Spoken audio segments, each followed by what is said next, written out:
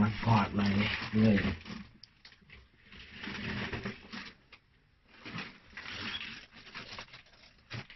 เนี่ย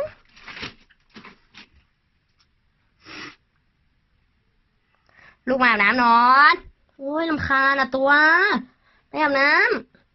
ห้องน้ำอยู่ชั้นสองเนี่ยเดี๋ยวเดินขึ้นไปก็ถึงห้องน้ำแล้วอาบน้ำโอ้ ำ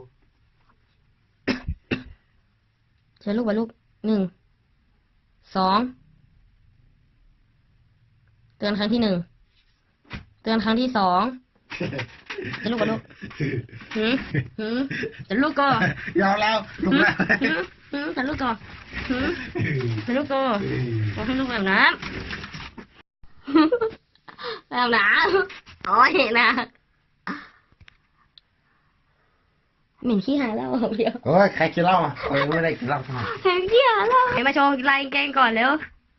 ตัวแทนเลยเร็วเร็ว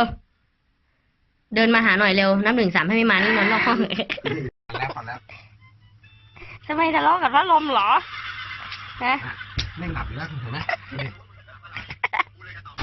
ปันมาตีไหนจริงอ่ะตีไหนเนี่ย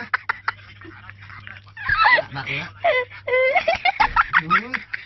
ติดมือว่ะเฮ้ยปั่นแล้วเห็นไหมปั่นแล้วห้ามไปโดนมันนะถ้าโดนนี่หนูนะ